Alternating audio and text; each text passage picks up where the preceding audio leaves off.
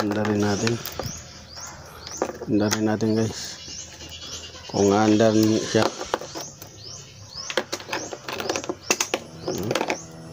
Ayan.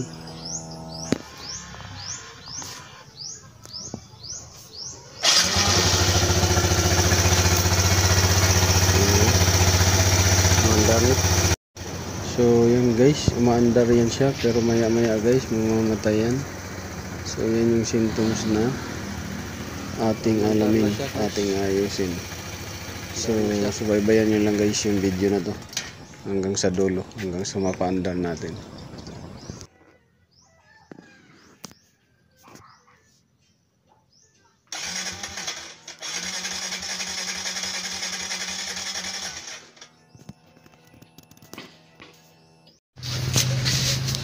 Hello guys, good morning. So welcome back to my YouTube channel. This is Otoboyson. So ngayon guys, mayroon tayong ayusin Kawasaki Z125. So ang issue nito guys ay base sa customer, pag nag long rides na siya, diretsuhan na, biglang mamamatay yung makina. Yun yung anuhin natin, re-repairin or i-check. Tapos itong mga ilaw na to hindi gumana. So yun yung second na ano natin. So pagka ganito guys na namamatay yung makina, at minsan daw pagka unang andar nito ay pag unang andar, pag piniga mo yung silindador, namamatay or pumupugak. So mayroong dalawang symptoms. Pagka naka-idle siya, pag piniga mo yung silindador dito, pag piniga mo ganyan, namamatay at pumupugak. Pangalawang symptoms naman niya ay yung pagka naka-straight na siya, biyahe, doon naman siya biglang mamamatay at pumupugak. Or minsan pupugak muna, diretso patay makina. At pagka pinaandar mo, minsan naandar uli. Minsan naman hirap siya paandarin uli. So yan yung ano natin. So susubukan natin ngayon guys. Kukunin natin muna yung susi. Dito yung susi. Ayan. Ayan. Nag-on naman siya. Yan. Walang check engine na ano. Nagbi-blink. So start natin. Kita nyo.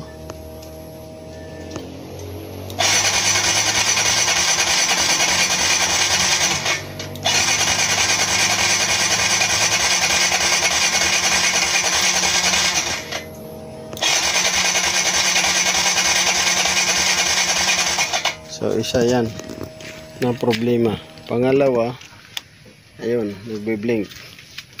So dito hindi umilaw. Yan. So pagka ganyan guys, indication yan na may isang bumbilyang pundi pagka mabilis ang blink. Pagka mabagal ang blink, indication yan na lahat ng ilaw gumagana, walang pundi. Yan. Pagka may pundi, mabilis. Pag walang pundi, mabagal. Yan. So balik tayo dito sa issue. So kita nyo guys, kung napapansin niyo ay hirap andarin na siya. Yan. Wala. So ngayon, ano ba yung dahilan nito? Pagka ganito,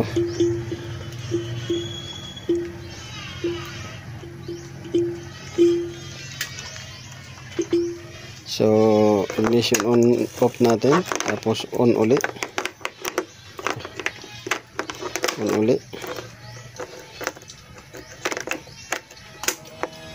yan. Try natin uli. Ayan. Wala. So pagka ganito, unahin nyo muna yung spark plug. So minsan kasi nagkukorosyon yan. Unahin nyo yung spark plug, bunutin nyo. Yan. Bunutin nyo muna. Yan. Pagka nabunot ninyo, salpak nyo uli. Parang i-reset lang ninyo yung spark plug. Tapos check nyo uli. Andarin nyo.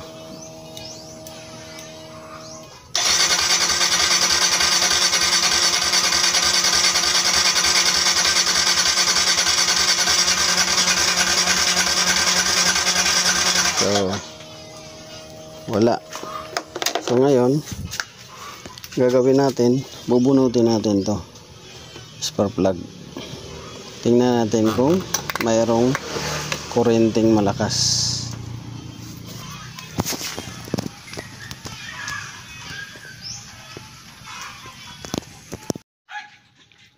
So dito guys, nabunot na natin yung spark plug. So nabunot na natin. So ang ano niya nito is C7 H5E code.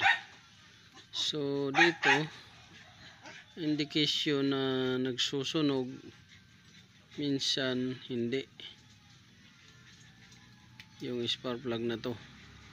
So ngayon sasalpak natin to, titingnan natin kung anong klaseng sunog ang lumalabas sa spark plug.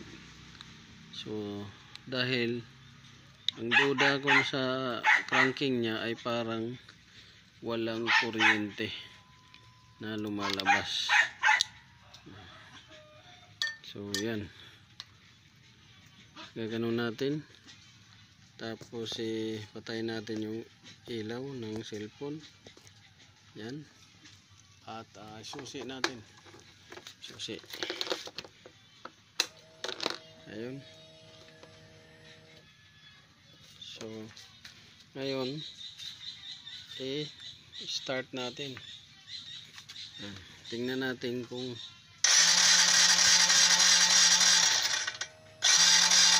so mayroon siyang kuryente pero mahina, kulay puti.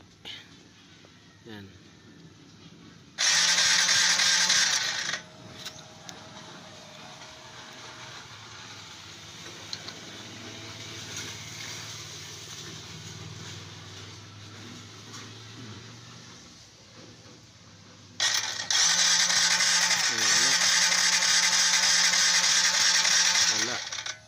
Walang kuryente. So pagka ginanon natin yan, tingnan natin kung may kuryente.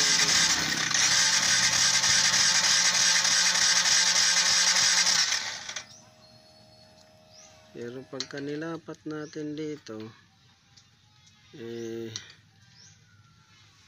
bakit walang kuryente siya? Mayroon, minsan wala.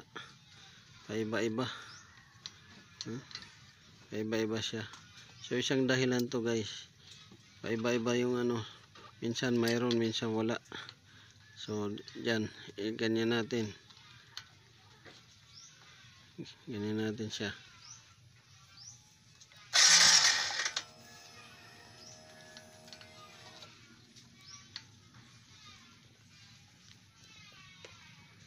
So kuha tayo ng pangkalang dito para ma-prove natin kung may kuryente ba o wala.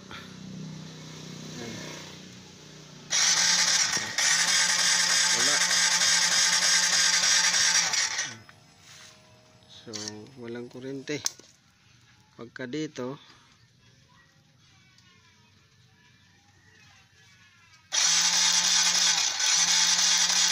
meron. So paiba-iba.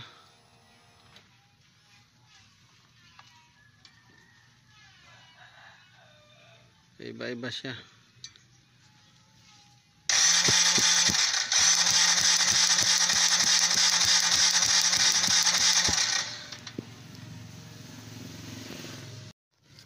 So dito guys, kung napapansin niyo ay nabuksan na natin. Ayan, bukas na siya. Dahil chichik natin yung wiring nito at yung karburador nito, dahil may kuryente naman na siya. So kanina walang kuryente, ngayon may kuryente na siya sa spark plug.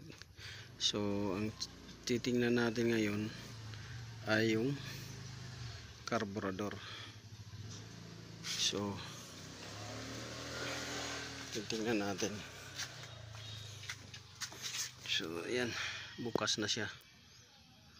So i-check na lang natin yung karburador nito kung bakit hindi pa rin siya makaandar.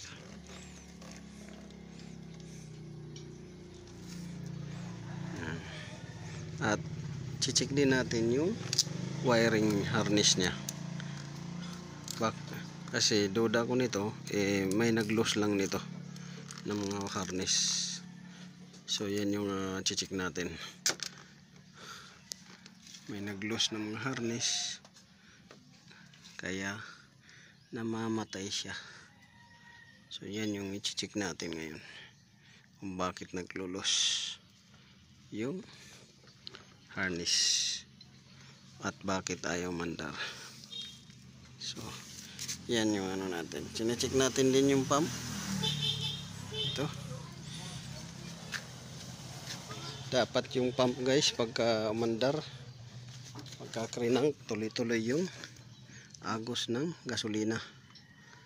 So dapat tuloy-tuloy. Kung walang agos siya ng gasolina, may problema sa module.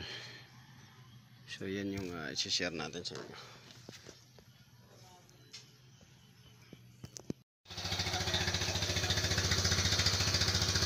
So yan guys, umandar na siya. So ang una nating ginawa guys ay chinik natin yung spark plug at nilinis. Tapos chinik natin kung may kuryente. So dati walang kuryente, ngayon mayroon ng kuryente. Ngayon pumunta naman tayo dito sa connection niya dito para ma-confirm natin na hindi mapuputol yung kuryente, itong terminal niya ng positive supply para sa ignition coil at saka dito. So nilubricate natin dahil kinalawang.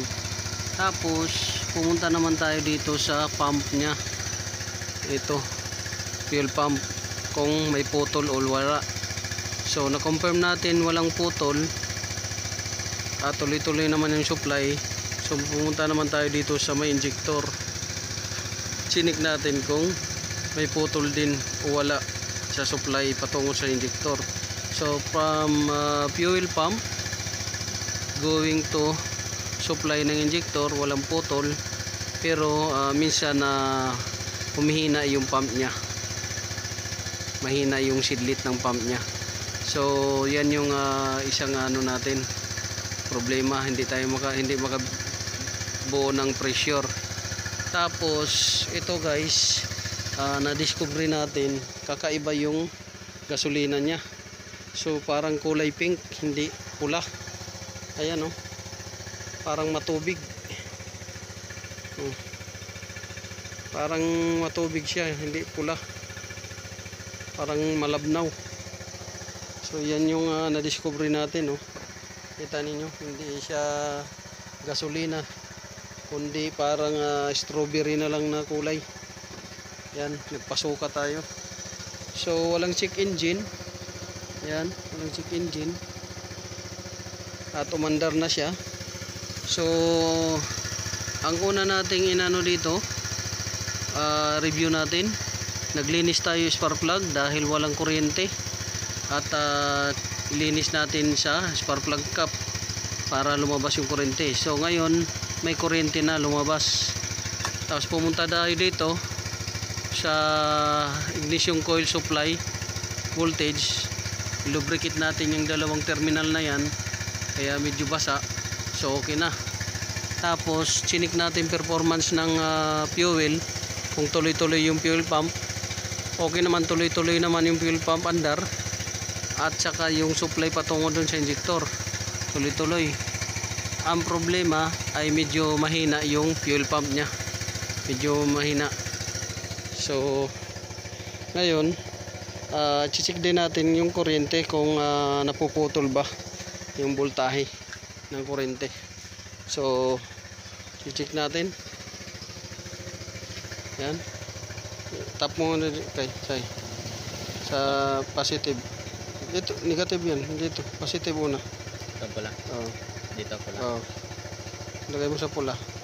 So tingnan natin kung nagbabago ba yung charging nito, kasi baka mamaya nawawala yung ano niya, charging. So okay naman yung charging, 14.4, 14.3. So hindi nagbabago. Sige, tanggalin mo. So ngayon balik natin yung gamit natin dito muna. So ang problema nito guys na aking pansin ay yung fuel pump. Humihina yung pressure yung fuel pump. So yan yung napansin ko, humihina yung pressure ng fuel pump.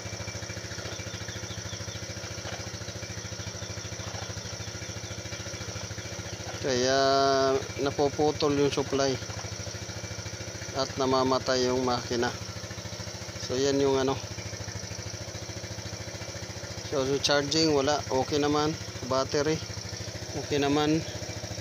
Dito may mga 10 amps lamp, 10 amps ignition, 10 amps regulator, 20 amps battery. So mga fuses to. Ito mga fuse. Tapos mayroon dito siyang relay, sa starter relay. Ayun, dito naman sa ito scanning niya port. So mandar na siya.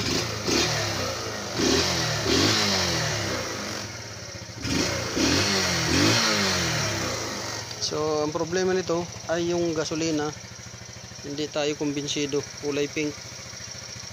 Di natin alam to kung parang matubig siya. Parang matubig. Kakaiba yung niya, kulay. Hindi siya pula.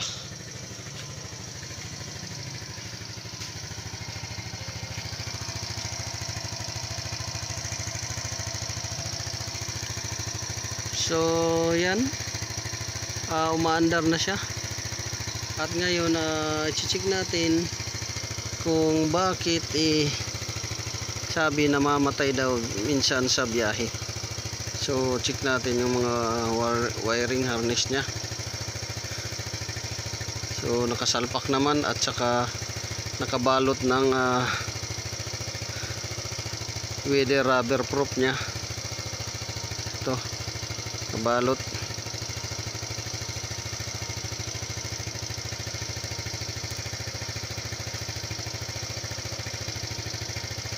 So ating i-lubricate na lang yan. Pero ito sa naman to, selector ng gearbox wire. Tapos sa coil nya dito.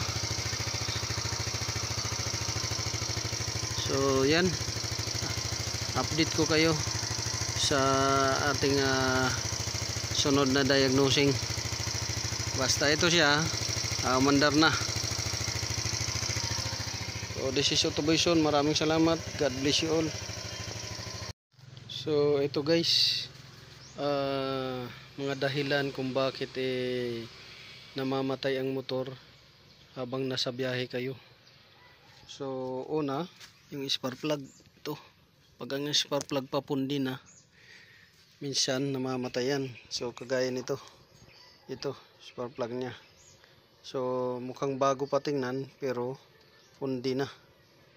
So ito yung isang dahilan kung bakit namamatay yung makina. Nasa biyahe kayo, motorsiklo, at hirap andarin sa umaga. Minsan naman kahit mainit yung makina, hirap andarin. So hirap andarin sa umaga, sa malamig, hirap din pandarin sa mainit na makina. So ito pagka papundi na, nagbabago-bago na yung kondisyon, status ng kuryente. Yan. So pangalawa, ito. So pagka yung pump nito guys ay mahina na yung bomba, yun, namamatay din yan habang nasa biyahe kayo. So isa rin tong dahilan kung bakit nasa biyahe kayo, namamatay. Umaga hirap paandarin, tapos pagka uminit na yung makina, hirap paandarin din. So isa din to dahilan kung bakit ayaw umandar yung makina or hirap paandarin sa umaga, at kahit mainit na, hirap paandarin pa rin yung makina. So namamatay din to habang nasa biyahe kayo dahil nagbabago na yung resistance ng winding. So mahina na yung buga ng gasolina, hindi na makabuild up ng pressure. So pangatlo guys, ito yung kondisyon ng gasolina ninyo, lalo na pag matubig yung gasolina ninyo, madumi, panis, yan, hirap din yan paandarin sa umaga. At lalo na kahit na mainit na yung makina, hirap din paandarin. At lalo na kung nasa biyahe kayo na pumupugak yan, dahil hirap sunugin yung gasolina ng spark plug. So isang dahilan din yan, pagka matubig, madumi yung gasolina ninyo na nailagay. So yan, o madumi na nailagay ninyo. So hirap andarin yan sa umaga, mainit makina, at namamatay na pag nasa biyahe. So gasolina, tingnan ninyo kung madumi or hindi, at kung matubig, dahil nagkukosto ng ayaw umandar makina.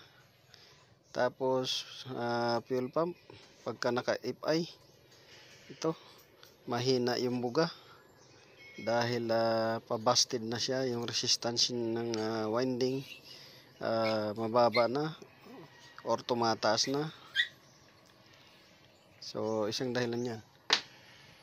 Ito, isang dahilan din to, spark plug, pagka papundi na.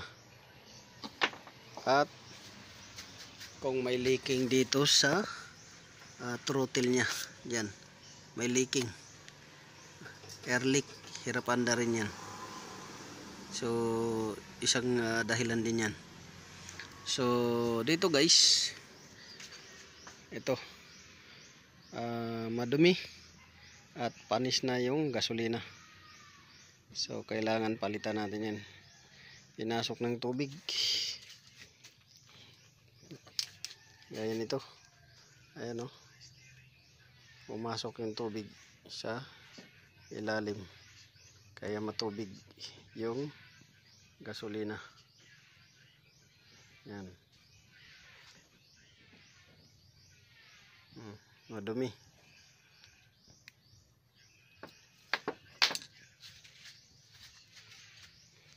So didrain natin yan. Ayan o, grabe yung dumi ng tangke.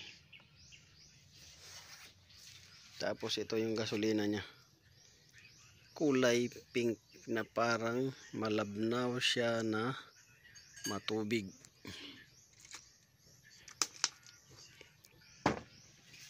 So this is Youtubation. Maraming salamat sa panonood. God bless you all.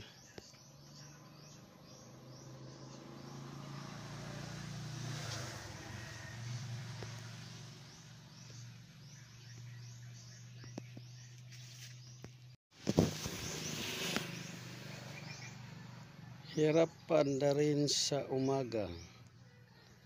Pagka uminit na yung makina, hirap din paandarin. Pagka pinatay mo yung makina, namamatay sa biyahe. So pinaka-main problema nitong motor Kawasaki Z125, ito guys, kung madumi yung tangke ninyo, matubig, hihigupin ngayon ng bomba, lalabas dito sa may fuel line hose patungo sa injector kasama ang tubig. pagdating sa tubig na nahigop niya, ibubuga niya doon sa chamber. So hindi fuel ang binubuga, tubig. Ngayon sisindihan ng spark plug. Pag sindi ng spark plug dahil tubig, hindi yan aandar. Ang mangyayari, masisira yung injector ninyo, masisira din yung spark plug nyo. At higit sa lahat, masisira yung makina ninyo kung tubig ang binubuga. So yan yung problema nito. Matubig yung niya. So ipapakita ko sa inyo guys kung anong itsura. Ayan, tingnan nyo guys ha. Yun, puro kalawang at puro tubig. Ayun, dumi. Ayan. So ang problema nitong takip na to, hindi na nagsasarado ng maigi. Ayan, hindi na nagsasarado, pinapasok na ng tubig. Ayan. Lalo na pagka nakaparada to sa labas lang. At kita niyo naman yan, oh, napakadumi. Ayan, madumi at may tubig. Stuck up na yung susian nito. Lumulusot na yung tubig, hindi na nagsasarado. Yan, oh. Hindi ko na yan sinusian dahil ayaw talaga masusian. Stuck up na. Yan. Dinidiin ko na lang.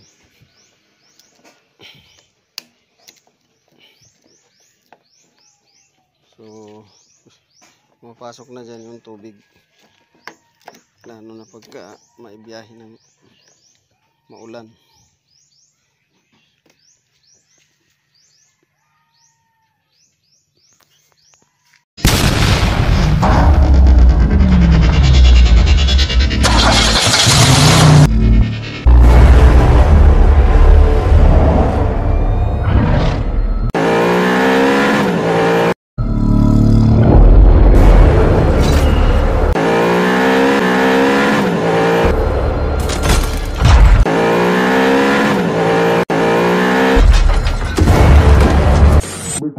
Make